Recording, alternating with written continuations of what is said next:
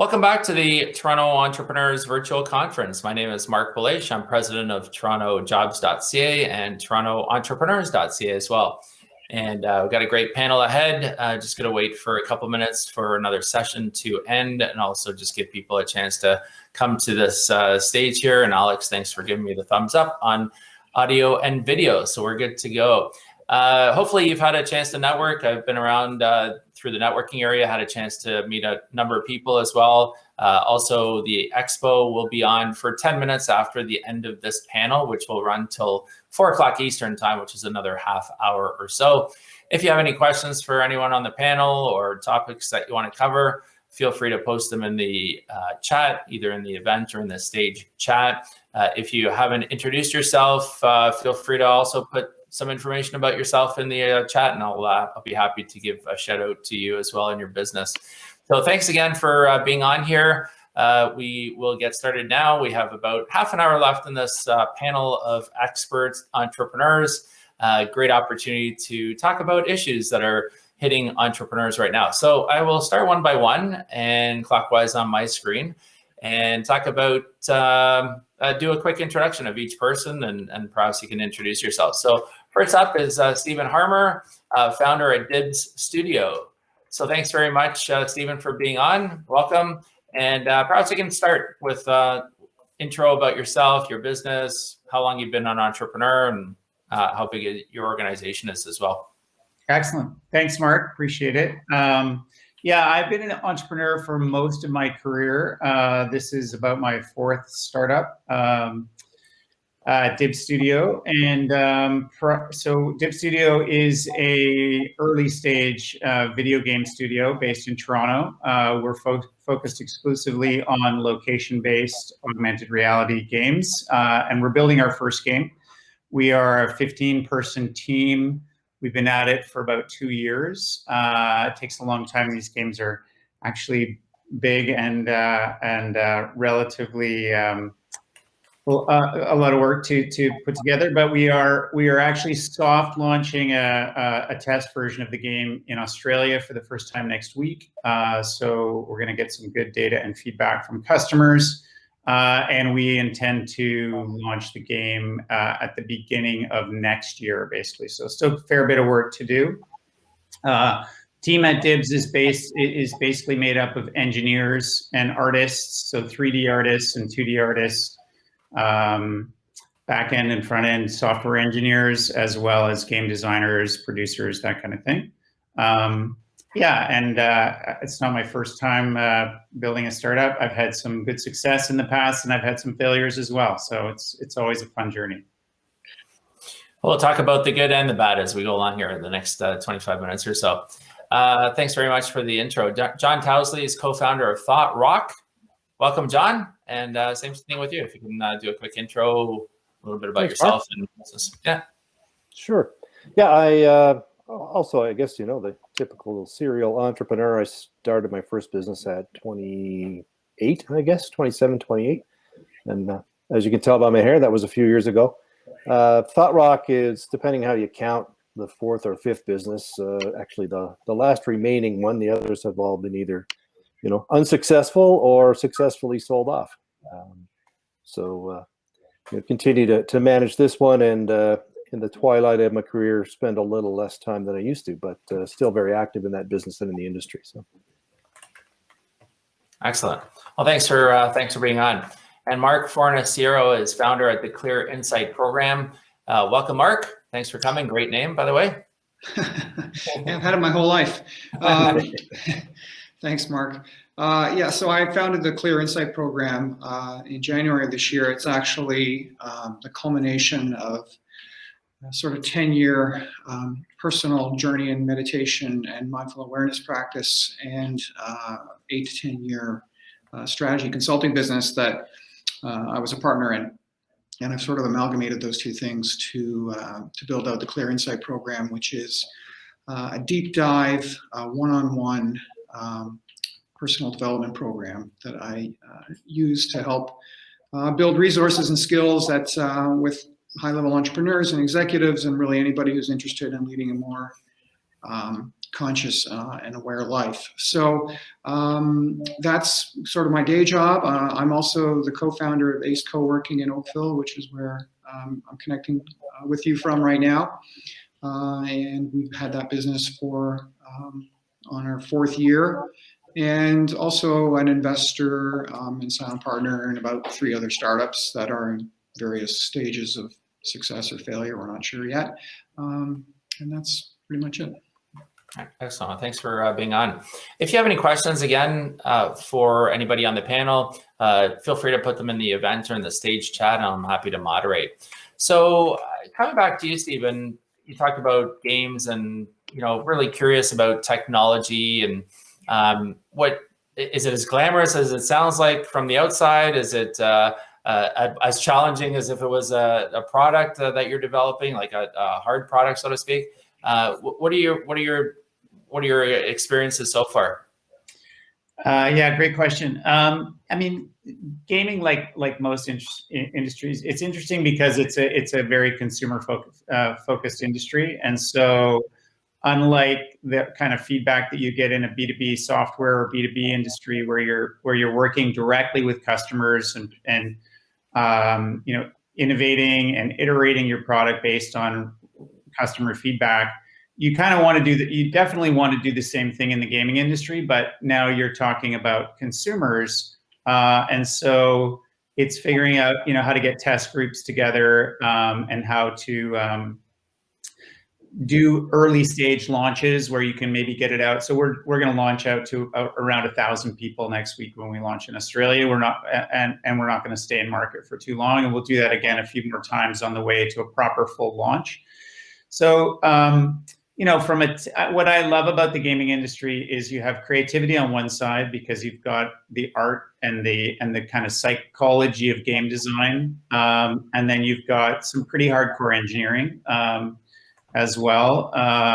In our case, we're building on top of an existing platform, which is the Google Maps gaming API, and that gives us all of the maps of the world where we can send people out in their neighborhoods to collect resources. And in our case, our game is very much about climate change and rescuing endangered species. And so you go out in your neighborhood and you rescue endangered animals, and you collect water and food for feeding them, and then you work on it's a phone-based game, so it's a mobile game. So you work on your phone then to create habitats for these animals and restore their health and build out sort of reclaim nature and restore nature as part of the process. And so, I mean, is it glamorous? It's got its ups and downs, I think, like any business.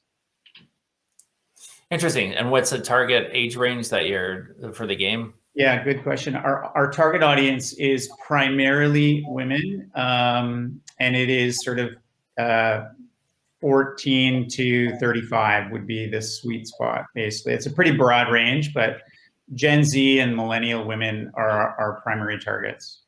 Interesting. And just one more question, and then we'll go to John and Marc. But what, for someone who doesn't know, which might be a big percentage, including myself, what's the revenue model? Like, how do you make money from games like that? Is it a subscription? Is it advertisers that are on the game? Like, how does that part of it work? Yeah. So in the game industry, there's a bunch of different revenue models, but for mobile games like ours, we are a free-to-play mobile game. That means you can download it, you can play the game forever without spending any money. But we will offer things for sale within the game. So they're called in-app purchases. So you might want a better opportunity to get a rare animal. So you could buy, in our game, something called an animal rescue beacon. You might want to shorten your walk around your neighborhood because you don't have as much time today. So you could buy a power-up to get you closer to things more quickly. You buy, there are certain plants or flowers that or artifacts you might want to decorate your habitat with for the animals. And so there are a whole bunch of different things that can be sold. And then the other piece really is these games are games as a service. They go on for years and years. And so there are a lot of events that will happen. As a matter of fact, generally you'll run a virtual event every week, at least one. Some games run 2 per week. And you can be selling items in those events to make that event experience a bit just easier for your paying customers than your non-paying customers. So great, great information. John, everybody's impacted in one form or has been impacted in one form or another with COVID. Some have been positively impacted, some negative, but usually it's one or the other. Not specifically with your company, but what have you learned about yourself, like during the last, let's call it 15 months or so, just about through COVID and the challenges of running a business and the issues that have resulted from COVID? Yeah, good question. From a business perspective, Thought Rock generates revenue by selling a course online that is targeted towards IT professionals. It's an international certification, and the business is a pure online play, and not always has been for 10 years. So there aren't a lot of moving pieces there. Our employees all work from home and always have. So not a big impact from COVID, other than the kind of wild spikes you might expect. So when COVID first hit a little over a year ago and everybody locked down, people went home and in the IT world said, gee, now I have time to take that course. So our sales soared. So that was kind of interesting, but it's since kind of just leveled out. So that's been an interesting thing to kind of work our way through, is understanding what's going on with the buying behavior in our customers as their lives get impacted. We've had a few more people say, gee, can I get an extension on my license because, the dog ate, I got sick and gee, there's COVID. But other than that, not a lot of huge impact on our business. I think in terms of things that I've learned or watched, it's fascinating to me, and I keep reading about it to understand what's happening in the labor market.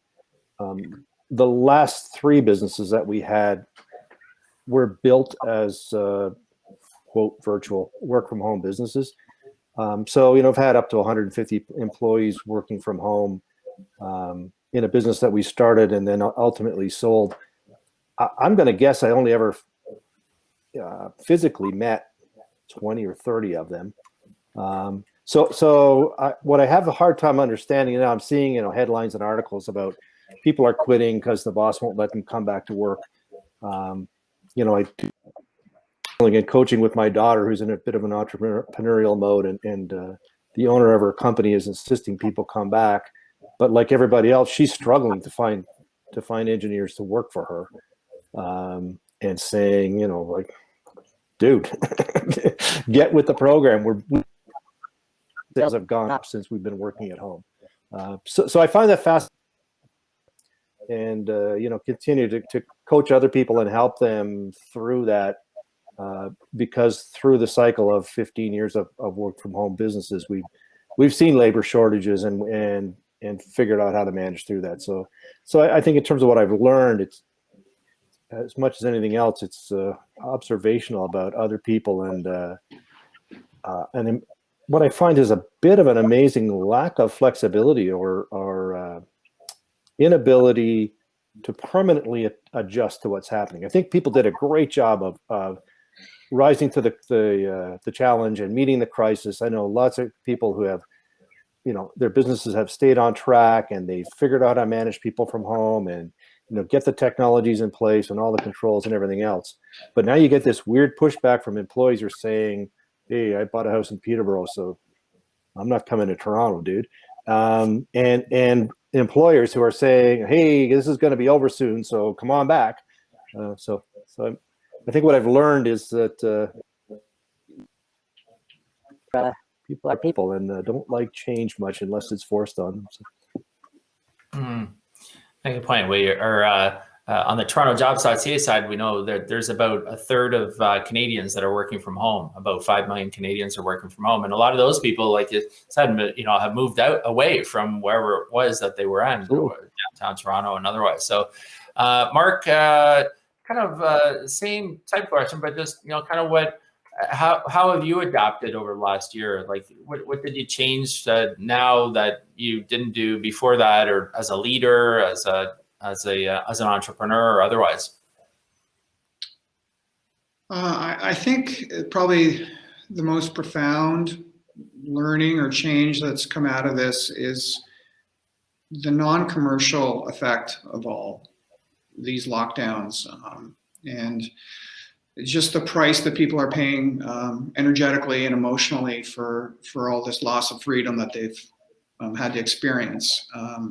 And I see it both in the consulting side with Clear Insight, just the damage that's been inflicted on a big segment of the population, working population, everybody really. And then also through our co-working space, we're just, remote workers and solopreneurs and small business people are still just craving for human contact. Like, we don't have a demand problem at ACE. We have a supply problem because we're not allowed to have as many people in the space. People need the type of people that we attract want to be around other people. They're craving it. So that is a reinforcement of what I believed was the case before, but now we have some sort of like hard data around it, at least anecdotally, around this need for human connection, which again sort of layers on to my desire to launch Clear Insight. Again, something that I felt was very much in need. People learning how to sort of consciously maneuver through life all the time, not just during pandemics. And again, the whole loss of agency, loss of freedom that comes with these lockdowns. People need tools to help manage through that.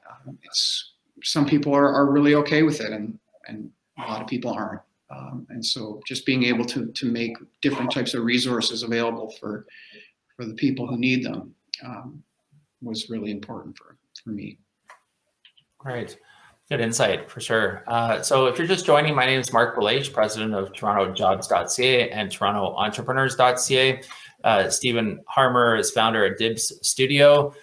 John Towsley is co-founder Thought Rock, and Marc Fornasiero is founder at the Clear Insight program.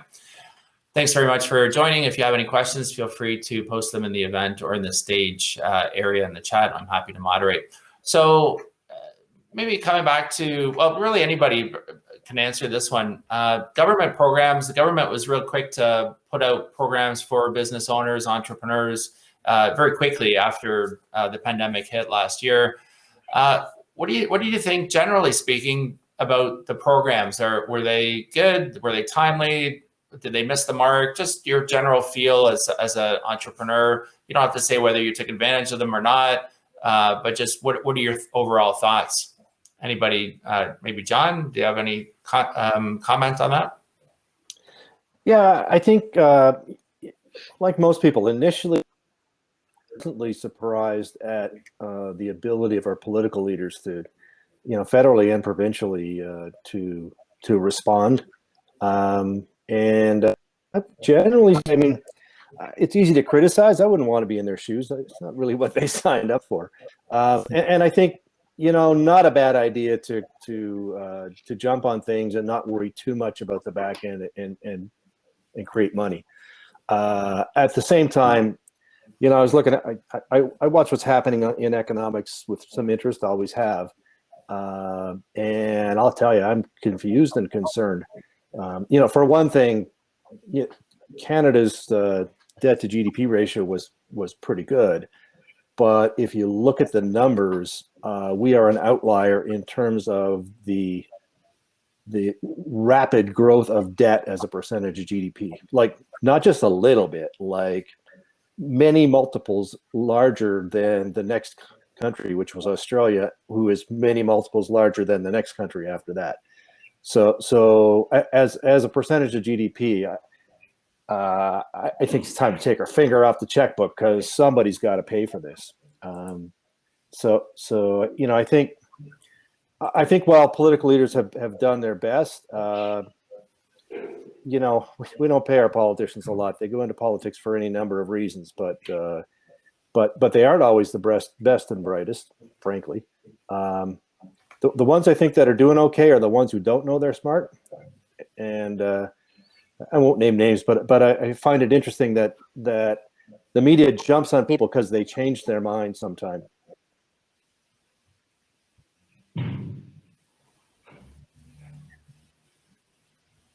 I think by and large, I think they've done their best to respond. I think it's time now to get responsible and accountable about what they're doing and come up with a better and clearer plan for economic recovery. And it's tough. We are seeing it, and I think we are going to see inflation. I think we're hearing from, I think we've been fed a story that the inflation we're seeing is temporary. And the reason we're being fed that story is because nobody wants to raise interest rates, because if they do, it's going to suppress the economy and kill the housing market. So it's a tough spot for them to be in. But hey, I know it wasn't in the brochure, but you're on the cruise now, so step up. Yeah. Well, there's no playbook for pandemic, really, right? I don't think that you can go back to 1919 or whatever it was and say, well, this is what we did last time. And yeah, it helps, but there are differences for sure. For sure. So Marc, for entrepreneurs maybe that are just starting up, what one or two tips who are watching, what one or two tips can you give that you've learned that have helped you helped you become a better entrepreneur over the years? Well, if they're just starting out, the first thing I would say is, say yes to everything in your earliest days. Later on, you have to learn how to say no to most things, but in the early days, say yes to things that anything that's in sort of your wheelhouse of whatever your business idea is or your venture is, because you just don't know where the most productive conversation or partnership is going to come from. Almost certainly nothing's going to go the way you have it mapped out in your business plan. So the only way for you to find out the things that actually are going to go right is to say yes to a whole bunch of stuff, and that's inefficient and is way more work than it should be. But in your early days, you don't really know any better. So I would say yes to just about anything in the early days, and then you'll figure out how to whittle it down after that. And the other thing is to really spend some time in conversation with yourself and others and understanding why it is you want to be an entrepreneur. Like, what about this venture is exciting to you? And help mold that into a really clear intention for yourself, because that will become a decision-making tool for you when you do need to start whittling through all the time-wasting activities that are going to pop up. So I think more in terms of compass than roadmap. I mean, a detailed plan is okay. That's somewhere to start, but it's never going to go that way. There's a bunch of metaphors we can throw at this. No military plan survives first contact with the enemy, and everybody's got a plan until they get punched in the face, said Mike Tyson. So, you just need a good compass direction, a good clear intention, and then say yes to a bunch of stuff, and then sort yourself out along the way. Great. And Stephen, same kind of question, but just more for an established business owner or business entrepreneur that is, say 20 staff, they want to go up to 30 staff or 40 staff or just grow their revenues. What have you learned? What has helped you stay motivated, for example? Yeah, good question. So two parts to that, I guess. One is the staying motivated part. I'll start with that. And just to kind of layer on what Marc said earlier, I think that for any entrepreneur, one of the key ingredients for success is really to find an area or a niche that you are particularly passionate about, and that you are willing to kind of make an extraordinary investment in, because startups are hard, and they're a bit of a roller coaster. There are lots of great highs and there's some lows as well. And so not only will you be a better visionary and leader and be able to guide your organization, I think more effectively if it's a domain that you're passionate about, which probably means it's something that you know more about than most. You'll also be able to take the long road and persevere when times get tough.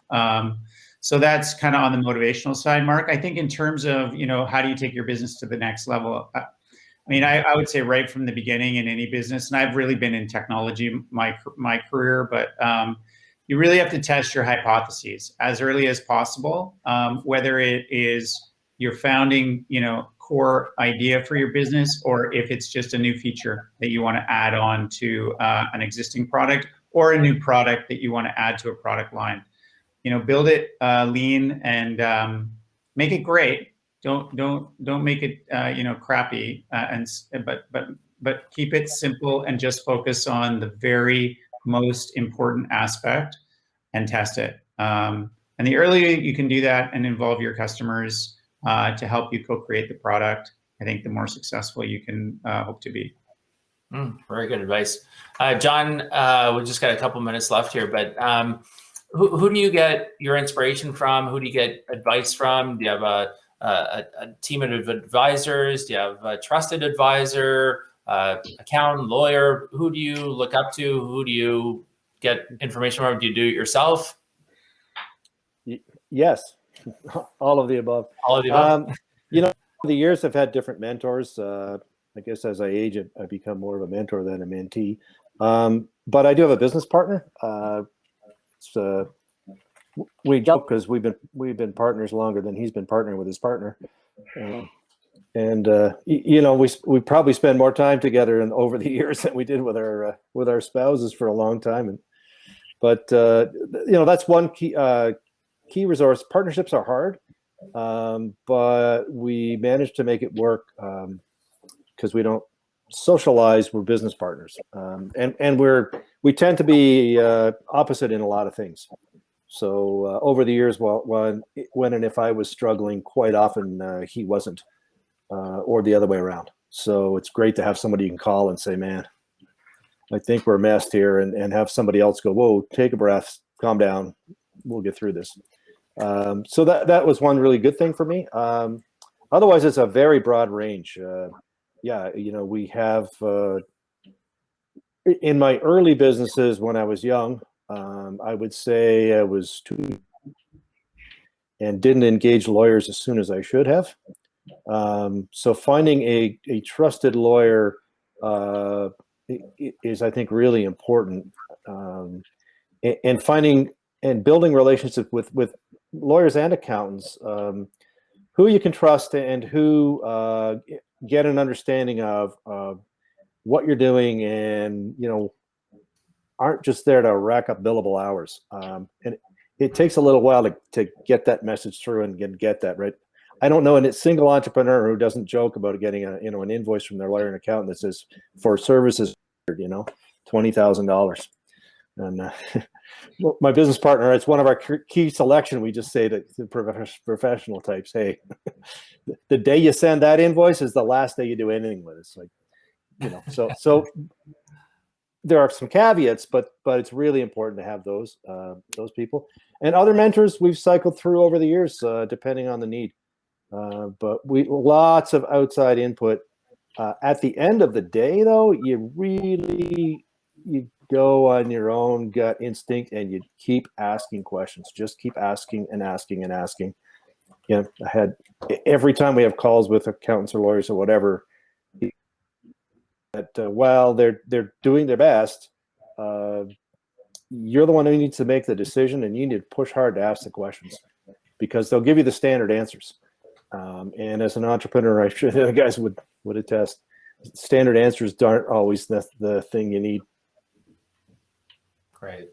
Great advice. Well, thanks to each of you for your input, feedback. I know I see a couple of comments here that just resonating with people that are at today's event. I want to thank everybody for being here at the Toronto Entrepreneurs Virtual Conference.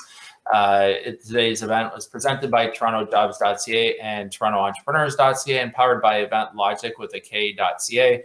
Again, my name is Marc Belaiche. I'm president of TorontoJobs.ca and TorontoEntrepreneurs.ca. The panelists today, Marc Fornasiero, founder at the Clear Insight program, John Towsley, co-founder of Thought Rock, and Stephen Harmer, founder at Dibs Studio. How did you like the event? Let us know. We'll be sending you a survey to complete within the next 24 hours.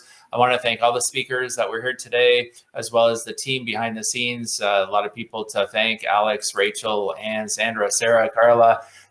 Just a lot of people involved in putting this together, as you can imagine. So I want to thank you for taking the time to be on here. I want to thank TorontoJobs.ca as well. If you have any staffing needs, feel free to reach out to myself or email sales@TorontoJobs.ca. Vision Global also was a sponsor today. Vision Global is a complete service provider of business process outsourcing solutions with close to 2 decades of successful experience providing various back office support services. So feel free to reach out to them, and also the Federal Economic Development Agency for Southern Ontario. They deliver programs and services to support innovation and economic growth in Southern Ontario, Canada's most populous region. TorontoEntrepreneurs.ca, great way for business owners to connect. Event Logic with a K.ca. If there's an event that you'd like to perhaps sponsor, speak at, exhibit at, feel free to check the website out. And Gahuza.ca. It's a new recruiting platform, a new way of looking at recruitment, which is coming soon. I posted in the chat a number of links, including upcoming events. Best practices for recruiting staff happens tomorrow, Thursday, June 17th. We have the Canadian Virtual Presidents Conference that happens on Thursday, June 24th. And the Canadian Virtual Employment Law Conference happens on Friday, June 25th. So all the links are there, as well as links to all our social media with Toronto Entrepreneurs and our entrepreneur groups. There's Facebook, Twitter, LinkedIn, and Instagram, and also a link to our YouTube channel as well. There's hundreds of great videos on business topics and so on. So check that out. It's the Entrepreneurs YouTube channel, and you can check out all our Toronto Entrepreneurs and Entrepreneurs social media there as well. And I've also included the link to my LinkedIn if you'd like to send me a connection, if there's anything I can help you out with as well. And as I mentioned earlier, we do tack on 10 minutes now that you can still spend some time in the networking area and go into the expo area, check out some of the products and services that might help you. So thanks again to each of you on the panel. Thanks for everybody for attending, speakers and so on. Have a great day and stay safe. Thanks, Marc. Thanks, Appreciate Marc. it. Thank you.